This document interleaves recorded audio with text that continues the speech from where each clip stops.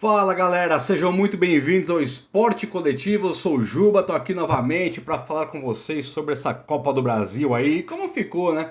Como ficaram as situações dos times. Tem aí os protagonistas do Brasil, que são o Flamengo, o Atlético Mineiro, tem o Atlético do Paraná e tem, né, o Fluminense e o São Paulo que deram um tchau e o Fortaleza que de maneira honrosa, continua, segue firme na competição e acaba de despachar o paga-lanche das multidões aí, que é o São Paulo. São Paulo é o paga-lanche da galera, é o time do... Sabe aquela máxima de que não tem mais bobo no futebol? Tem bobo no futebol sim, esse bobo é o São Paulo. Eu posso falar. Falar que seu filho é feio, o vizinho, o primo não pode falar, mas você até pode. Então eu posso falar do São Paulo, que o São Paulo tá passando vergonha.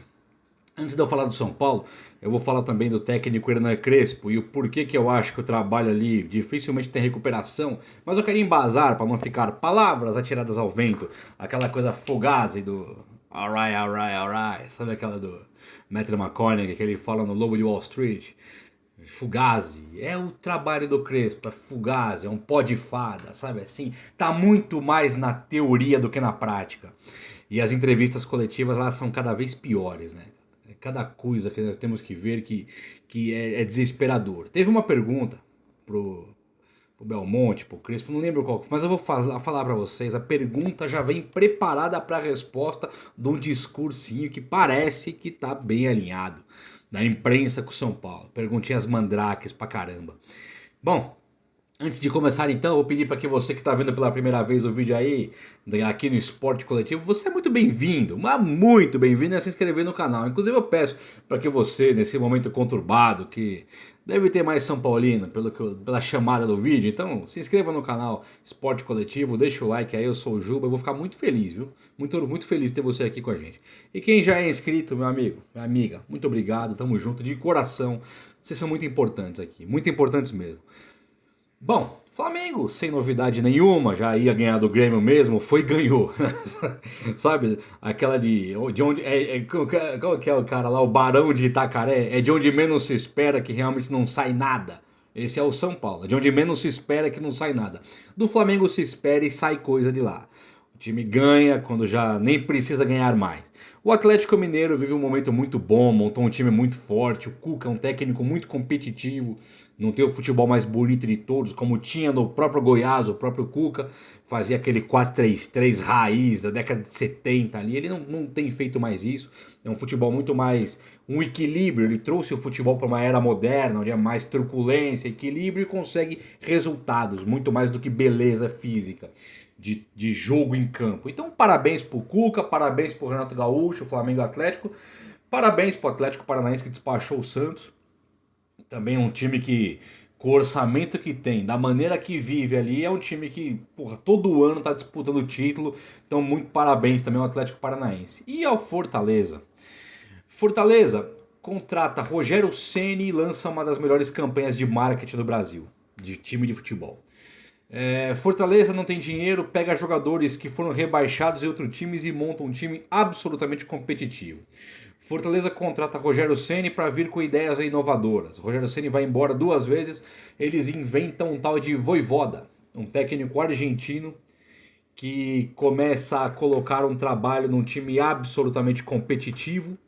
Já tinha uma base de jogadores, ele melhora essa base de jogadores e os caras montam uma zaga fortíssima, um meio-campo fortíssimo e um ataque fortíssimo. Parabéns demais, demais pro Fortaleza, mas muito parabéns, sério. Se ganha uma Copa do Brasil nesse cenário onde dois dos melhores, eu vou por aí que no Brasil tem três melhores times, Flamengo, Atlético Mineiro e Palmeiras, eu vou descartar o São Paulo por enquanto, por coerência, por lógica. Acho que elenco o São Paulo tá com os três ali.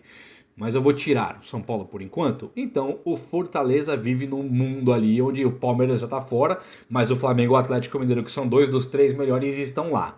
Então se o Fortaleza conseguir um título desse, vai ser uma coisa absolutamente histórica. Então muito parabéns mesmo. Indo pro São Paulo agora, vamos falar do São Paulo. O Crespo não consegue escalar o time. O Crespo não tem como escalar o time do São Paulo.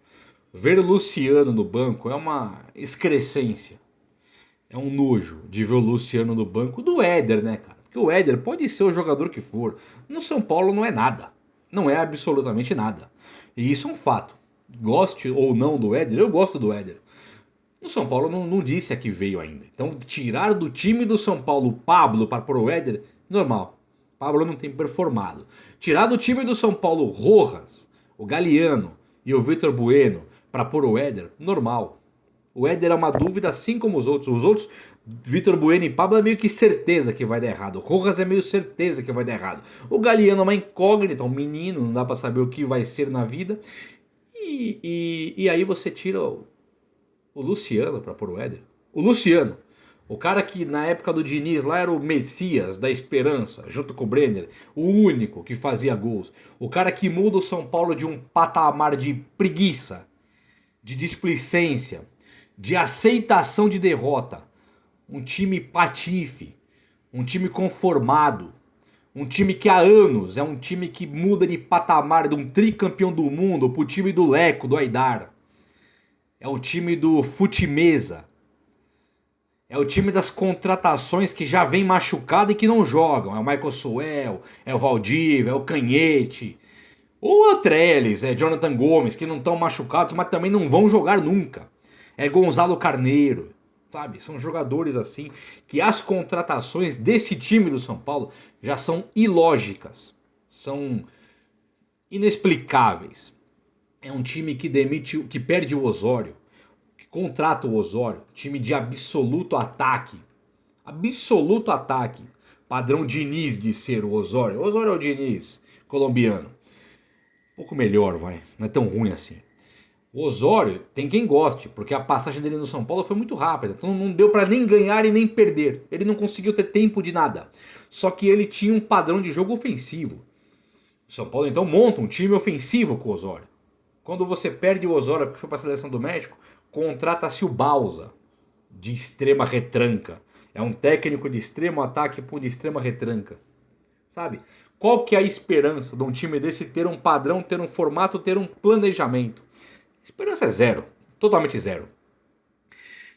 E o São Paulo virou isso. Ele virou um time de esperança zero. Zero de esperança. Um time nojento de lembrar que foi o time do Tele. Eu não vou falar do Leônidas, do Pedro Virgílio Rocha, do Dom Dario Pereira, do Oscar, do Careca, do Chulapa.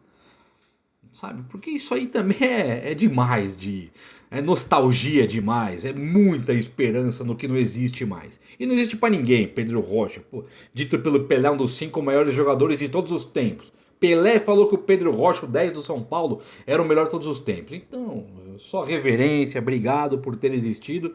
Mas hoje o São Paulo não é nem sombra disso. Só que o São Paulo não é sombra do que foi com o Muricy em 2006, 7 e 8. Com o Portugal, Gouveia e o Juvenal em 2005, que ganhou tudo. Mundial, Libertadores, Paulista. Tri brasileiro em 2006, 7 e 8 com o Juvenal Juvencio. Até que ganha aquela Sul-Americana fatídica lá e de lá pra cá o São Paulo não é mais time. E não tem lógica nenhuma. E são apostas atrás de apostas. E o Crespo nada mais é do que uma aposta. E faz um trabalho patético. Querem embasamento? Rodízio. Rodízio, que nunca dá certo em lugar nenhum.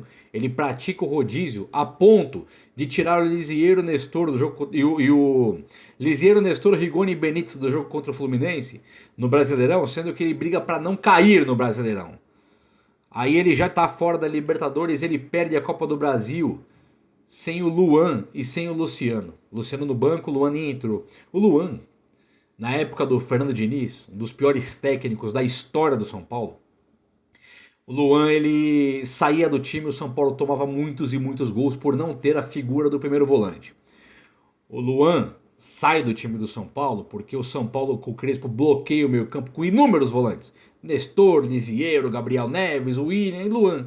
Então o São Paulo bloqueia aquele meio campo lá e joga numa falta de coerência, de forma que o Lisieiro, o Nestor tenham que ser meias atacantes. O Nestor chega a ser até ponta de vez em quando, porque falta lógica.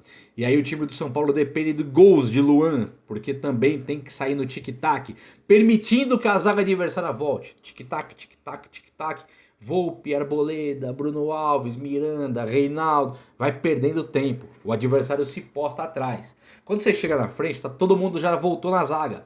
São Paulo tá lá com o Pablo, com o Edito, martelando lugar nenhum. Precisa dos gols de fora da área, quem chuta é o Luan. Esse Luel, cabeça de área, primeiro volante, que foi sacado do time por algum motivo que o Crespo nunca vai poder explicar. E o São Paulo toma goleadas atrás de goleadas, lógico. E agora é eliminado pelo Fortaleza de uma maneira totalmente justa. Absolutamente justa. Não teve arbitragem, não teve nada.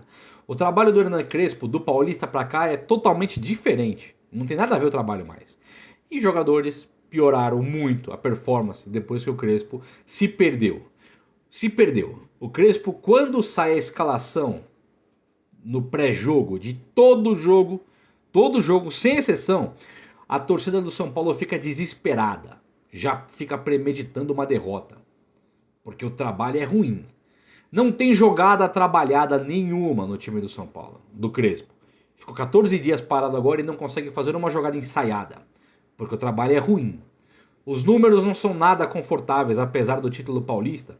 Os números não são nada confortáveis. É uma eliminação de Libertadores, uma eliminação de Copa do Brasil e 1 ponto da zona de rebaixamento no Campeonato Brasileiro. Então os números não são bons. Quando chega no discurso, aí é bom.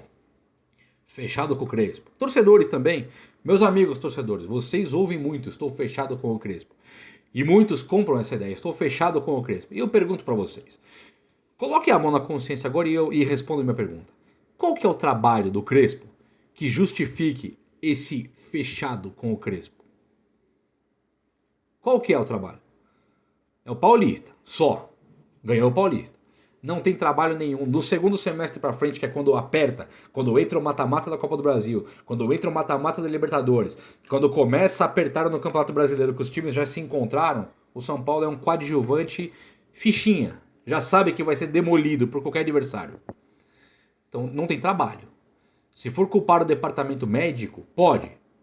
Mas o time tá quase inteiro lá pro Crespo. Quase inteiro agora. Se for culpar elenco, o Fortaleza derruba essa premissa de que falta elenco. Derruba totalmente. Fluminense principalmente. O Atlético Paranaense nem se fala. Fazem muito mais e com bem menos. Bem menos do que o São Paulo tem em mãos. Se o Crespo estivesse com a escalação boa, teríamos pouco a discutir do trabalho dele. Poderíamos discutir esquema tático, mas não é só esquema tático, é a escalação, as substituições e o esquema tático que está absolutamente perdido num limbo aí. Algumas perguntas são feitas para diretor Belmonte, lá o diretor de futebol e para o próprio Crespo na coletiva que não respondem absolutamente nada. Já vem uma desculpa premeditada já de que não tem elenco, que não tem dinheiro, que tá todo mundo machucado, departamento médico, caramba. Sempre a culpa é de outros, nunca é do Crespo porque estão fechados com o Crespo. Ontem na pergunta que saiu, acho que foi pro Belmonte, o cara perguntou assim, ó, ele falou, vocês já tinham falado que não tinha planejamento de título para 2021, que os títulos eram para 2022, que 2021 era pôr a casa em ordem. E veio o título do Paulista. Ou seja, o trabalho está acima da média, né? Aí o cara, é verdade, não esperávamos o Paulista, tá bem casadinho, tá bem mandrake, esse tipo de coisa. Tá bem irritante, tem que ser cobrado. Eu não vou falar do Volpi, do Pablo, inexplicáveis, fora do São Paulo, Volpi, Pablo, quem quer que seja aí, Vitor Bueno, fora, não dá mais. Situação do Benítez muito delicada, precisa ver outro Benítez para poder contratar, esse não dá para contratar, infelizmente, mas o que tá me matando é a falta de jogada ensaiada. Me diga o que vocês acham desse vídeo aí, porque eu não consigo mais afirmar que eu tô fechado com o Crespo. Você consegue?